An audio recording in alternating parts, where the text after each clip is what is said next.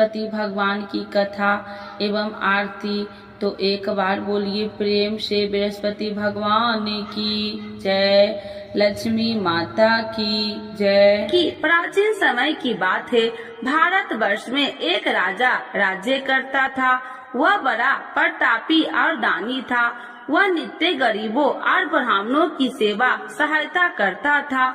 वह प्रतिदिन मंदिर में भगवान दर्शन करने जाता था, लेकिन यह उसकी रानी को अच्छा न लगता। न वह व्रत करती और न ही किसी को एक पैसा दान में देती। राजा को भी ऐसा करने से मना किया करती। एक समय की बात है कि राजा शिकार खेलने वन को चले गए। घर पर रानी और दासी थी। उस समय गुरु बृहस्पति साधु का रूप धारण कर राजा के दरवाजे पर भिक्षा मांगने आए। साधु ने रानी से भिक्षा मांगी तो वह कहने लगी, हे साधु महाराज, मैं इस दान और पुण्य से तंग आ गई हूँ। आप कोई ऐसा उपाय बताए जिससे यह सारा धन नष्ट हो जाए और मैं आराम से रह सकूं। साधु रूपी बृहस्पति देव ने कहा, हे देवी, तुम बड़ी विचित्र हो। संतान और धन से भी कोई दुखी होता है। अगर तुम्हारे पास अधिक धन है तो इसे शुभ कार्यों में लगाओ, जिससे तुम्हारे दोनों लोक सुधरे। परंतु साधु की इन बातों से रानी खुश नहीं हुई। उसने कहा कि मुझे ऐसे धन की आवश्यकता नहीं जिसे मैं दान में दूं तथा जिसको संभालने में ही मेरा सारा समय नष्ट हो जाए। साधु ने कहा, यदि तुम्हारी ऐसी इच्छा है तो जैसे मैं तुम्हें बताता हूँ तुम वैसे ही करना। बृहस्पतिवार के दिन तुम घर को गोबर से लिपना, अपने केसे को पीली मिट्टी से धोना, केसे को धोते समय स्नान करना, राजा से हजामत बनाने को कहना, भोजन में मांस मदिरा खाना, कपड़ा धोबी के यहाँ धुलने डालना। इस प्रकार 7 बृहस्पतिवार करने से तुम्हारा समस्त धन नष्ट हो जाएगा। इतना कहकर साधु बने बृहस्पति देव अंतर ध्यान हो गए। साधु के कहे अनुसार करते हुए रानी को केवल 3 बृहस्पतिवार ही बीते थे कि उसकी समस्त धन संपत्ति नष्ट हो गई। भोजन के लिए परिवार तरसने लगा। एक दिन राजा रानी से बोला, हे रानी, तुम यहीं रहो, मैं दूसरे देश को जाता हूँ, क्योंकि यहाँ पर मुझे सभी जानते हैं, इसीलिए मैं कोई छोटा कार्य नहीं कर सकता। ऐसा कहकर राजा परदेश चला गया। वहाँ वह जंगल से लकड़ियाँ काट कर लाता और शहर में बेचता। इस तरह वह अपना जीवन व्यतीत करने लगा। इधर राजा के बिना रानी और दासी दुखी रहने लगी। एक समय जब रानी और दासियों को 7 दिन बिना भोजन के रहना पड़ा तो रानी ने अपनी दासी से कहा, हे दासी, पास ही के नगर में मेरी बहन रहती है, वह बड़ी धनवान है, तू उसके पास जा और कुछ ले आ ताकि थोड़ा बहुत गुजर बसर हो जाए। दासी रानी की बहन के पास गई। उस दिन बृहस्पतिवार था। रानी की बहन उस समय बृहस्पतिवार की कथा सुन रही थी। दासी ने रानी की बहन को अपनी रानी का संदेश दिया, लेकिन रानी की बहन ने कोई उत्तर नहीं दिया। जब दासी को रानी की बहन से कोई उत्तर नहीं मिला तो वह बहुत दुखी हुई। उसे क्रोध भी आया। दासी ने वापस आकर रानी को सारी बात बता दी। सुनकर रानी ने अपने भाग्य को कोसा। उधर रानी की बहन ने सोचा कि मेरी बहन की दासी आई थी, परंतु मैं उससे नहीं बोली, इससे वह बहुत दुखी हुई होगी। कथा सुनकर और पूजन समाप्त कर वह अपनी बहन के घर गई और कहने लगी, हे बहन, मैं बृहस्पतिवार का व्रत कर रही थी, तुम्हारी दासी गई, परंतु जब तक कथा होती है तब तक न उठते हैं और न ही बोलते हैं, इसीलिए मैं नहीं बोली। कहो दासी क्यों गई थी? रानी बोली, बहन, हमारे घर अनाज नहीं था। ऐसा कहते कहते रानी की आंखें भर आई। उसने दासियों समेत भूखा रहने की बात भी अपनी बहन को बता दी। रानी की बहन बोली, बहन देखो, बृहस्पति देव भगवान सबकी मनोकामना पूर्ण करते हैं। देखो शायद तुम्हारे घर में अनाज रखा हो। यह सुनकर दासी घर के अंदर गई तो वहाँ उसे एक घड़ा अनाज का भरा मिल गया। उसे बड़ी हैरानी हुई क्योंकि उसे एक बर्तन देख लिया था। उसने बाहर आकर रानी को बताया। दासी रानी से कहने लगी, हे रानी, जब हमको भोजन नहीं मिलता तो हम व्रत ही तो करते थे, इसीलिए क्यों न इनसे व्रत और कथा की विधि पूछ ली जाए, हम भी व्रत किया करेंगे। दासी के कहने पर रानी ने अपनी बहन से बृहस्पतिवार व्रत के बारे में पूछा। उसकी बहन ने बताया, बृहस्पतिवार के व्रत में चने की दाल और मुनक्का से विष्णु भगवान का केले की जड़ में पूजन करे तथा दीपक जलाए, पीला भोजन करे तथा कथा सुने। इससे गुरु भगवान प्रसन्न होते हैं, मनोकामना पूर्ण करते हैं। व्रत और पूजन की विधि बताकर रानी की बहन अपने घर लौट आई। रानी और दासी दोनों में निश्चय किया कि बृहस्पति देव भगवान का पूजन जरूर करेंगे।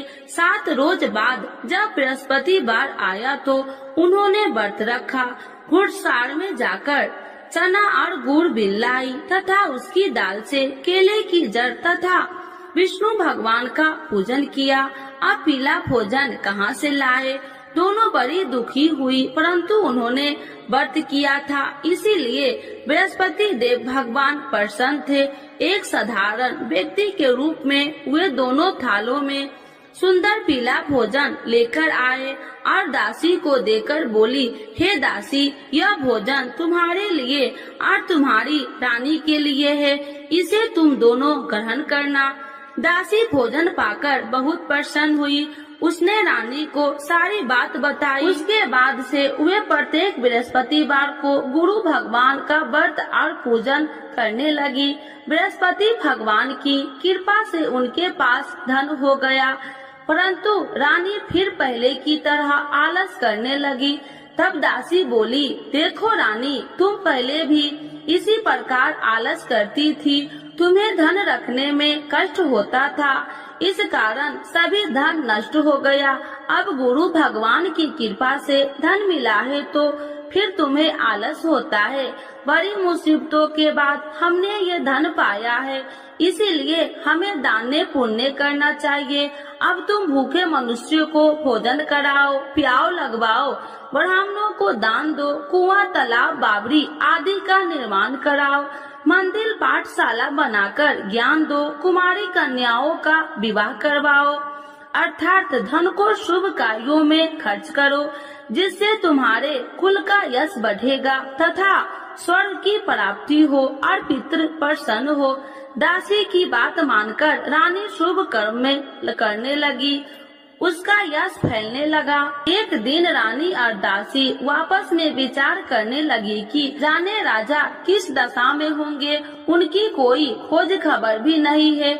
उन्होंने श्रद्धा पूर्वक गुरु बृहस्पतिवार भगवान से प्रार्थना की, राजा जहाँ कहीं भी हो शीघ्र वापस आ जाए। उधर राजा परदेश में बहुत दुखी रहने लगा। वह प्रतिदिन जंगल से लकड़ियाँ बीन कर लाता और उसे शहर में बेचकर अपने दुखी जीवन को बड़ी कठिनता से व्यतीत करता। एक दिन दुखी हो अपनी पुरानी बातों को याद करके वह रोने लगा और उदास हो गया। उसी समय राजा के पास बृहस्पति देव साधु के भेष में आकर बोले, हे लकड़हारे, तुम इस सुनसान जंगल में किस चिंता में बैठे हो, मुझे बतलाओ। यह सुन राजा के नेत्रों में जल भर गया और साधु की वंदना कर राजा ने अपनी संपूर्ण कहानी सुना दी। महात्मा दयालु होते हैं। वे राजा से बोले, हे राजा, तुम्हारी पत्नी ने बृहस्पति देव के प्रति अपराध किया था, जिसके कारण तुम्हारी यह दशा हुई। अब तुम चिंता मत करो, भगवान तुम्हें पहले से अधिक धन देंगे। देखो, तुम्हारी पत्नी ने बृहस्पतिवार का व्रत प्रारंभ कर दिया है। अब तुम भी बृहस्पतिवार का व्रत करके चने की दाल व गुड़ जल के लोटे में डालकर केले का पूजन करो। फिर कथा कहो या सुनो, भगवान तुम्हारी सब मनोकामनाओं को पूर्ण करेंगे। साधु की बात सुनकर राजा बोले, हे प्रभु, लकड़ी बेचकर तो इतना पैसा भई नहीं बचता जिससे भोजन के उपरांत कुछ बचा सकूं। मैंने रात्रि में अपनी रानी को व्याकुल देखा है। मेरे पास कोई साधन नहीं जिससे उसका समाचार जान सकूं। फिर मैं कौन सी कहानी कहूँ, यह भी मुझको मालूम नहीं। साधु ने कहा, हे राजा, मन में बृहस्पति भगवान के पूजन व्रत का निश्चय करो, वे स्वयं तुम्हारे लिए कोई राह बना देंगे। बृहस्पतिवार के दिन तुम रोजाना की तरह लकड़ियाँ लेकर शहर में जाना। तुम्हें रोज से 2 गुना धन मिलेगा, जिससे तुम भली भांति भोजन कर लोगे तथा बृहस्पति देव की पूजा का सामान भी आ जाएगा। धीरे धीरे समय व्यतीत होने पर फिर बृहस्पतिवार का दिन आया। राजा जंगल से लकड़ियाँ काटकर शहर में बेचने लगा। उसे उस दिन और 2 दिनों से अधिक धन मिला। राजा ने चना गुड़ आदि लाकर बृहस्पतिवार का व्रत किया। उस दिन से उसके सभी कलेश दूर हुए। परंतु जब अगले गुरुवार का दिन आया तो वह बृहस्पतिवार का व्रत करना भूल गया। इस कारण बृहस्पति भगवान नाराज हो गए।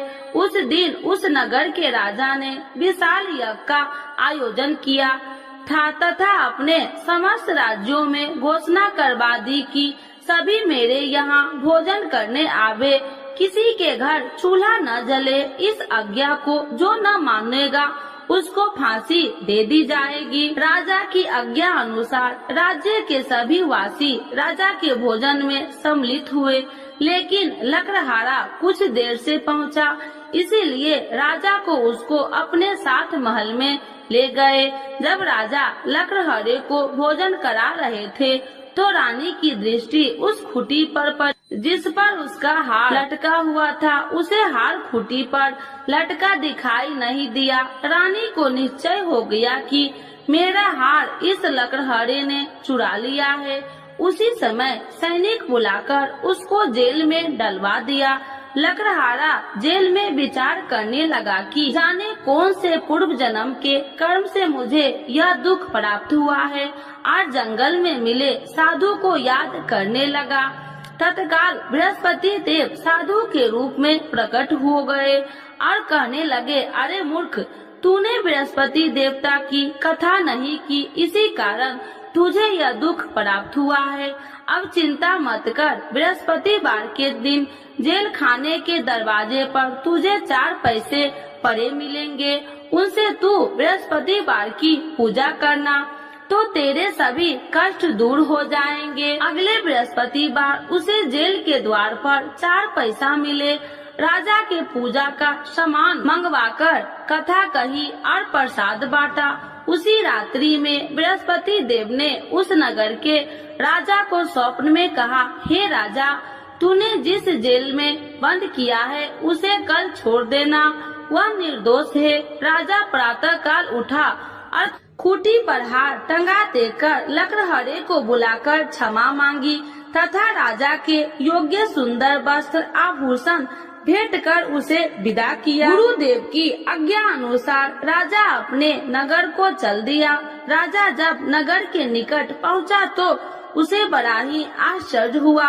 नगर में पहले से अधिक बाग, तालाब और कुएं तथा बहुत सी धर्मशालाएं, मंदिर आदि बने हुए थे। राजा ने पूछा कि यह किसका बाग और धर्मशाला है।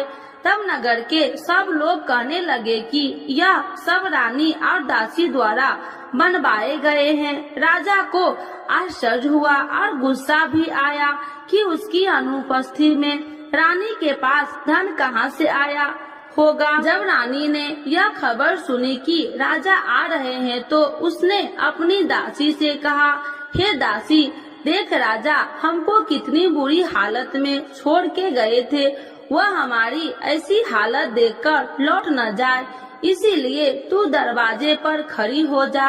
रानी की आज्ञा अनुसार दासी दरवाजे पर खड़ी हो गई और जब राजा आए तो उन्हें अपने साथ महल में लिवा आई। तब राजा ने क्रोध करके अपनी तलवार निकाली और पूछने लगी, बताओ यह धन तुम्हें कैसे प्राप्त हुआ। तब रानी ने सारी कथा कह सुनाई। राजा ने निश्चय किया कि मैं रोजाना दिन में 3 बार कहानी कहा करूँगा और रोज व्रत किया करूँगा। अब हर समय राजा के दुपट्टे में चने की दाल बंधी रहती तथा दिन में 3 बार कथा कहता। एक रोज राजा ने विचार किया कि चलो अपनी बहन के यहाँ हो आऊं। इस तरह का निश्चय कर राजा घोड़े पर सवार हो अपनी बहन के यहाँ चल दिया। मार्ग में उसने देखा कि कुछ आदमी एक मुर्दे को लिए जा रहे हैं। उन्हें रोककर राजा कहने लगा, अरे भाइयों, मेरी बृहस्पतिवार की कथा सुन लो। वे बोले, लो हमारा तो आदमी मर गया है, इसको अपनी कथा की पड़ी है। परंतु कुछ आदमी बोले, अच्छा कहो, हम तुम्हारी कथा भी सुनेंगे। राजा ने दाल निकाली और कथा कहनी शुरू कर दी। जब कथा आदि हुई तो मुर्दा हिलने लगा और जब कथा समाप्त हुई तो राम राम कह के वह मुर्दा खड़ा हो गया। राजा आगे बढ़ा, उसे चलते चलते शाम हो गई। आगे मार्ग में उसे एक किसान खेत में हल चलाता मिला। राजा ने उसे कथा सुनने का आग्रह किया, लेकिन वह नहीं माना। राजा आगे चल पड़ा। राजा के हटते ही बैल पछाड़ खाकर गिर गए तथा किसान के पेट में बहुत जोर से दर्द होने लगी। उसी समय किसान की माँ रोटी लेकर आई। उसने जब देखा तो अपने पुत्र से सब हाल पूछा। बेटे ने सभी हाल बता दिया। बुढ़िया दौड़ी दौड़ी उस घुड़सार के पास पहुँची और उसने बोली, मैं तेरी कथा सुनूंगी, तू अपनी कथा मेरे खेत पर ही चलकर कहना। राजा ने लौटकर बुढ़िया के खेत पर जाकर कथा कही, जिसके सुनते ही बैल खड़े हो गए तथा किसान के पेट का दर्द भी बंद हो गया। राजा अपनी बहन के घर पहुंच गया। बहन ने भाई को खूब मेहमानबाजी की। दूसरे रोज प्रातः काल राजा जागा तो वह देखने लगा कि सब लोग भोजन कर रहे हैं। राजा ने अपनी बहन से जब पूछा, ऐसा कोई मनुष्य नहीं है जिसने भोजन नहीं किया हो, जो मेरी बृहस्पतिवार की कथा सुन ले। बहन बोली, हे भैया, यह देश ऐसा ही है। यहाँ लोग पहले भोजन करते हैं, बाद में कोई अन्य काम करते हैं। फिर वह एक कुम्हार के घर गई, जिसका लड़का बीमार था। उसे मालूम हुआ कि उसके यहाँ 3 दिन से किसी ने भोजन नहीं किया है। रानी ने अपने भाई की कथा सुनने के लिए कुम्हार से कहा। वह तैयार हो गया। राजा ने जाकर बृहस्पतिवार की कथा कही, जिसको सुनकर उसका लड़का ठीक हो गया। अब तो राजा को प्रशंसा होने लगी। एक दिन राजा ने अपनी बहन से कहा, हे बहन, अब मैं अपने घर जाऊंगा, तुम भी तैयार हो जाओ। राजा की बहन ने अपनी सास से अपने भाई के साथ जाने की आज्ञा मांगी। सास बोली, हाँ चली जा, मगर अपने लड़कों को मत ले जाना, क्योंकि तेरे भाई के कोई संतान नहीं है। बहन ने अपने भाई से कहा, हे भैया, मैं तो चलूंगी, मगर कोई बालक नहीं चलेगा। अपनी बहन को भी छोड़कर दुखी मन से राजा अपने नगर को लौट आया। राजा ने अपनी रानी से सारी कथा बताई और बिना भोजन किए वह सैया पर लेट गया। रानी बोली, हे प्रभु, बृहस्पति देव ने हमें सब कुछ दिए हैं, वे हमें संतान अवश्य देंगे। उसी रात बृहस्पति देव ने राजा को स्वप्न में कहा, हे राजा, उठ, सभी सोच त्याग दे, तेरी रानी गर्भवती है।